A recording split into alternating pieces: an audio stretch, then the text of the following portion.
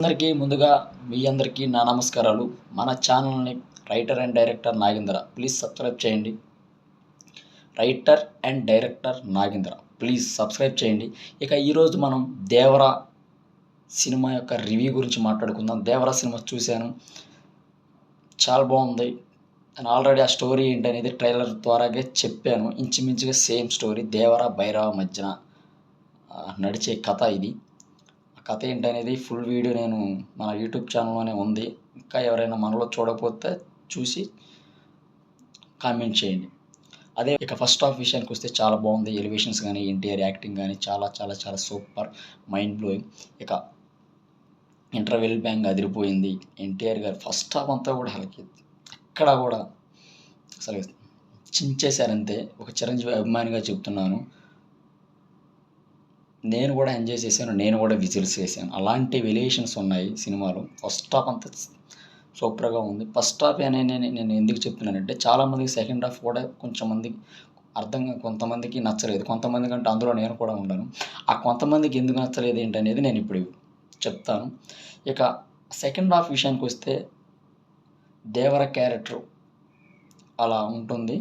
ఇక దేవర కొడుకైన వర పెద్దోడైన తర్వాత వరాకి హీరోయిన్కి మధ్యన లవ్ స్టోరీ ఉంటుంది.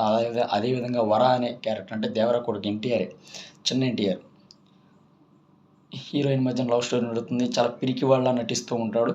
ఒక్కసారిగా క్లైమాక్స్లో ఒక ట్విస్ట్, ఒక అద్భుతమైన ఎలివేషన్స్తో మైండ్ బ్లో ట్విస్ట్ ఇచ్చి అదర్హో అనిపిస్తాడు. క్లైమాక్స్ మాత్రం చాలా బాగుంది. అయితే ఈ కొంతమందికి అంతా బాగుంది కానీ సెకండ్ హాఫ్ బాగాలేదని కొంతమంది అంటున్నారు. పర్లేదు చాలా బాగుందని చెప్పేసి కొంతమంది అంటున్నారు. కొంతమంది అసలు సినిమా మొత్తం సూపర్గా ఉందని చెప్పేసి కూడా అంటున్నారు. ఇంకా కొంతమంది అంటే ఫ్యాన్స్ కూడా కొంతమంది ఆ క్లైమాక్స్ కొంచెం అలా కాకుండా అంతా బాగుంది, ముగింపు అలా కాకుండా వేరేగా ఉంటే బాగుండేదని చెప్పేసి అనిపించింది. అంటే బాహుబలి లాగా అనిపిస్తుందని కొంతమంది అన్నారు. అందులో నేను కూడా ఉన్నాను. ఇక నేను ఒక అప్కమింగ్ రైటర్గా నాకున్న సినిమా నాలెడ్జ్తో నేను చెప్పేది ఏంటంటే, దేవరా సినిమా చాలా బాగుంది. ప్రతి ఒక్కరు వెళ్ళి చూడండి, చాలా చాలా బాగుంటుంది. ఎన్టీఆర్ గారు చించేశారంతే. ఇక ఫస్ట్ హాఫ్ సూపర్, ఎలివేషన్స్ కానీ ఎన్టీఆర్ గారి నటన కానీ సూపర్గా ఉంది. ఇక సెకండ్ హాఫ్ విషయానికి వస్తే క్లైమాక్స్ తప్ప ఏమి అనిపించలేదు నాకు. ఇక క్లైమాక్స్లో వచ్చే ట్విస్ట్ కానీ క్లైమాక్స్లో వచ్చే ఫైట్ తప్ప ఏమి అనిపించలేదు. కానీ ముగింపు మాత్రం నాకు నచ్చలేదు. ఇక అదేంటనేది నేను ఇప్పుడు మీకు చెప్తాను. ట్విస్ట్ నేను చెప్పను, ఎందుకంటే ఆల్రెడీ రన్నింగ్లో ఉంది కాబట్టి సినిమా నేను చెప్పకూడదు. అది మీరు థియేటర్కి వెళ్ళి మాత్రమే చూడాలి. ఇక ఫస్ట్ హాఫ్ సెకండ్ హాఫ్ ఇప్పుడున్న ఆర్డర్ని మీరు చూసిన వాళ్ళకి చెప్తున్నాను. ఆ సెకండ్ హాఫ్ వచ్చే వరా క్యారెక్టర్ ఉంది కదా, చిన్న ఎన్టీఆర్ గారు కానీ జాన్వీ కపూర్ గారి లవ్ స్టోరీ అదంతా ఉంది కదా, అది ఫస్ట్ హాఫ్ పెట్టుకొని ఇంటర్వెల్ బ్యాంగ్లో దేవరాన్ని చూపించి ఇంటర్వెల్ బ్యాంగ్ చేసినట్టయితే చాలా బాగుండేది. ఇక సెకండ్ హాఫ్ దేవరా క్యారెక్టర్ని, దేవరా యొక్క ఫ్లాష్ బ్యాక్ని చూపిస్తూ, అంటే ఇప్పుడు ప్రజెంట్ ఉన్న ఫస్ట్ హాఫ్ని సెకండ్ హాఫ్ని ఫస్ట్ హాఫ్ వేసుకొని క్లైమాక్స్ని మాత్రం ఆపాలి. క్లైమాక్స్ చూపించకూడదు. క్లైమాక్స్ చూపిస్తే ట్విస్ట్ ఇంటర్వెల్లోనే తెలిసిపోద్ది కదా. ఆ క్లైమాక్స్లో వచ్చే ట్విస్ట్ని చూపించకుండా ఇంటర్వెల్ బ్యాంగ్లో దేవరాని చూపించి అలా ఇంటర్వెల్ బ్యాంగ్ చేసి సెకండ్ హాఫ్లో దేవరా క్యారెక్టర్ని, దేవరాని చూపించకుండా ఆపి మళ్ళీ క్లైమాక్స్కి వచ్చేసరికి ప్రజెంట్ ఉన్న వరా క్యారెక్టర్ని, ఆ పడవలో ఫైట్ ఉంటుంది కదా, ఆ ట్విస్ట్ క్లైమాక్స్లో ఇదంతా అది చూపించి అక్కడికి ఆపినట్టయితే సినిమా వేరే లెవెల్లో ఉండేది. అంటే ముగింపులో అలా ఉండేసరికి చాలామందికి డిసప్పాయింట్ అవుతున్నారు. అంత ఇప్పుడు మీకు ఎగ్జాంపుల్గా చెప్పాలంటే 6 బాల్కి 6 సిక్స్లు కొట్టి ఒక నో బాల్కి రన్ అవుట్ అయితే ఎలా ఉంటుందో ముగింపు అలా ఉందన్నమాట ఈ దేవరా ముగింపు.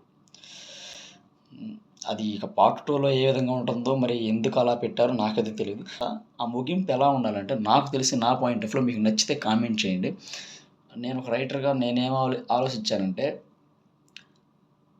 సంబంధించి కొంతమంది ఉంటారు కదా, అలా పెట్టి ఈ ప్రకాష్ రాజ్ చెప్తున్న ఈ విషయాన్ని దేవరా కానీ దేవరా కొడుకు ఇక లేరు, ఇక ఎర్ర సముద్రం మీద మనం విచ్చలవిడిగా చేసుకోవచ్చు అని చెప్పేసి అన్న విషయాన్ని వాళ్ళకి చెప్పినట్టయితే మళ్ళీ వాళ్ళు ఇక దేవరా లేడు దేవరా కొడుకు లేడు మనల్ని ఎవడు ఆపేదని చెప్పేసి ఎర్ర సముద్రం మీద వెళ్తుంటే దొంగతనానికి వెళ్తుంటే క్లైమాక్స్లో వెళ్తుంటే సడన్గా దేవరా కనిపిస్తే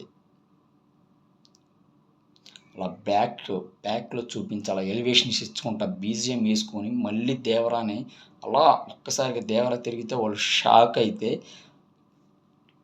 ఆ ఓ రేంజ్లో ఉంటుంది. అంటే ఇక దేవరా మీరు అనుకున్నట్టు దేవరా చనిపోలేదు అని దేవరా ఉన్నాడు అని చెప్పేసి అక్కడ ఒక ఎలివేషన్స్ ఇచ్చి ఎర్ర సముద్రం మీద ఎవరు అడిగి పెట్టినా కానీ వాడి రక్తం ఏర్లై పారాల్సిందే అని చెప్పేసి ఇది ఒక మంచి పవర్ఫుల్ డైలాగ్. ఇక్కడ ఈ సినిమాలో ఎన్టీఆర్ గారికి డ్యాన్స్ కంటే స్కోప్ లేదు, కనీసం డైలాగులు కూడా లేకుండా ఉండటం నాకు చాలా బాధగా ఉంది.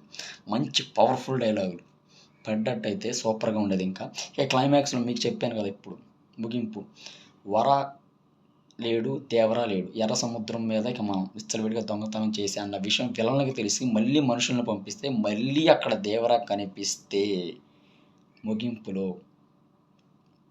ఇక థియేటర్కి దద్దరిల్లి ఉండేదన్నమాట. అంటే అందరికి దేవరా లేడు అనుకున్న టైంలో ఇక్కడ దేవరా కనిపిస్తే మళ్ళీ అంటే ఇక్కడ వరా లేడు దేవరా లేడు అని ఆల్రెడీ తెలిసింది మనందరికీ ఎర్ర సముద్రం మీద. మళ్ళీ వీళ్ళు దొంగతనానికి వెళ్తే ఈసారి నిజంగానే దేవరా కనిపిస్తే ఇక ఎలా ఉంటుందో థియేటర్లో మీకే తెలుసు, మీరు ఊహించుకోండి. ఇక నేను ఎలా ఉంటే బాగుంటుంది అనుకున్నా. అక్కడికి వాళ్ళకి ఒక వార్నింగ్ ఇచ్చి వాళ్ళని కొట్టపోయిన ఫైట్ కాకుండా అలా చూపించి అట్లా తిరిగి అట్లా వీళ్ళందరూ షాక్ అయిపోతే అక్కడికి ఆపితే సినిమా పార్ట్ 2 అని ఇస్తే అంటే దేవరా మనకి ఉన్నాడు, తప్పు చేస్తే ఎవరిని వదలడు అని చెప్పేసి ఒక సాటిస్ఫికేషన్ ఉండేది. అసలు అంత పవర్ఫుల్ క్యారెక్టర్ ఉండాలి, ఉంటేనే ఆ కథకి. సరే ఒకవేళ కొరటాల శివ గారు ఒకవేళ దేవరా నిజంగా లేకుండా ఉండే సెకండ్ పార్ట్ 2లో కూడా వరా క్యారెక్టర్ అంటే దేవరా కొడుకు క్యారెక్టరే ఉందనుకుంటే దేవరాని కూడా అలా చూపించి కూడా పార్ట్ 2లో లేకుండా చేయొచ్చు. దానికి ఒక మలుపు ఉంది. అదేంటంటే ఈ విలన్లంతా కలగన్నట్టు, అంటే మళ్ళీ దేవరా లేడు వరా లేడుకి వెళ్ళవచ్చు అని చెప్పేసి వెళ్ళిన తర్వాత మళ్ళీ దేవరా కనిపిస్తే అక్కడ కాపి పార్ట్ 2లో అదంతా కళ, అంటే నిజంగా దేవరా లేడు కానీ అలా ఇమాజినేషన్ చేసుకొని ఊహించుకున్నారనమాట. ఒక్కసారిగా షాక్ అయ్యి వామ్మో మనం అని చెప్పేసి అలా కూడా పెట్టుకోవచ్చు. లేదా దేవరా అసలు ఏదైనా కానీ ముగింపు ఒక రేంజ్లో ఉండాలని చెప్పేసి నేను అనుకుంటున్నాను. కానీ అది నాకు బాహుబలి అలా అనిపించింది. మీలో ఎంతమందికి నేను చెప్పిన ముగింపు నచ్చింది, నా రివ్యూ ఎలా ఉందో మీరు చెప్పండి. ఎలా చేసి ఉంటే నేను చెప్పిన విధంగా ఈ ముగింపు ఎలా ఉంటే బాహుబలి త్రిపుర రికార్డులు బ్రేక్ చేసేది అని నా అభిప్రాయం. అంటే నేనంత గొప్ప రైటర్ని కాదు, మరి కొరటాల శివ గారు ఎందుకు అలా పెట్టారో దానికి ఒక రీజన్ ఉండొచ్చు, పార్ట్ 2లో ఉండొచ్చు నాకు తెలిసి.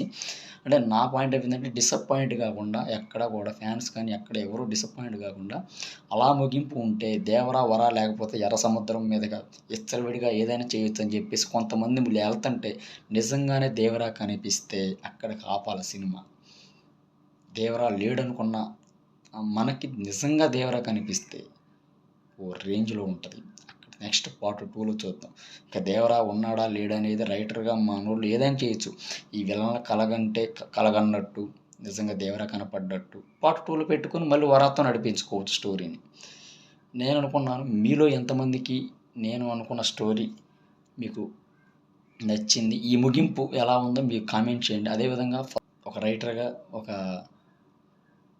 సినిమా నాకున్న నాలెడ్జ్తో నేను చెప్పాను. ఇది ఎవరిని కించపరిచే విధంగా కించపరచడానికి కాదు, ప్లీజ్ నన్ను అర్థం చేసుకోండి. నాకున్న నాలెడ్జ్తో నేను ఎలా ఉంటే బాగుంటుంది అనుకున్నాను. నేను చెప్పిన ఆర్డర్ కానీ ఫస్ట్ హాఫ్ సెకండ్ హాఫ్ కానీ ముగింపు కానీ మీకు నచ్చితే కామెంట్ చేయండి. ఈ సినిమా రివ్యూ ఎలా ఉందో మీరే చెప్పండి.